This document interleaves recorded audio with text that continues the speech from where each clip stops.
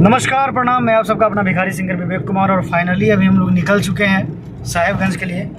पटना से आने में इतना ज़्यादा जाम का सामना करना पड़ा है और दुर्गा पूजा को लेके जाम लगी रहती है, तो हर बात हर कोई जानता है। तो अभी हम लोग मोतीपुर क्रॉस कर रहे हैं और साहेबगंज के लिए निकल चुके हैं। इधर हमारे दीपक भाई हैं, पटना से लेके आ रहे हैं हमको ये।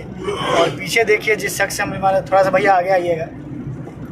और ये हमारे श्याम भैया हैं और हम लोग के बड़े भाई हैं और बहुत दिनों के बाद भैया से मुलाकात हुई है, देखिए।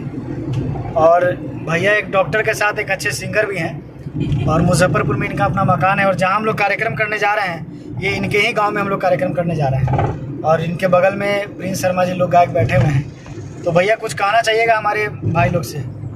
बस यही कहना चाहूँगा कि जितने भी लोग सुन रहे हैं, समझ रहे हैं, सबको तो मेरा नमस्कार है। और आए और प्रोग्राम का आनंद लें।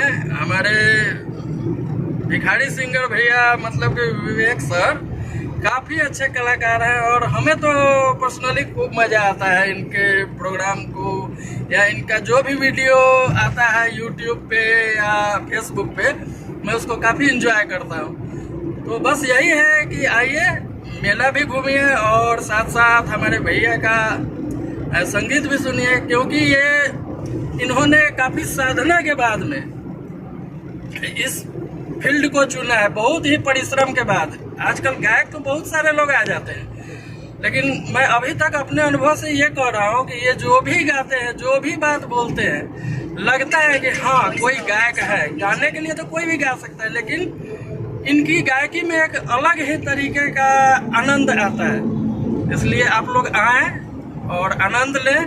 वैसे भी कल और परसों छुट्टी का दिन है, तो एक शाम हमारे विवेक भैया मतलब भिखारी सिंगर जी के नाम।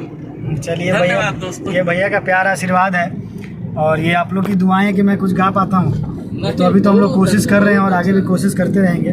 तो चलिए, और भी बहुत सारी चीज़ें आप सभी को दिखाएंगे। तो हमारे साथ ऐसे ही ब्लॉग में बने रहिए। तब तक के लिए नमस्कार।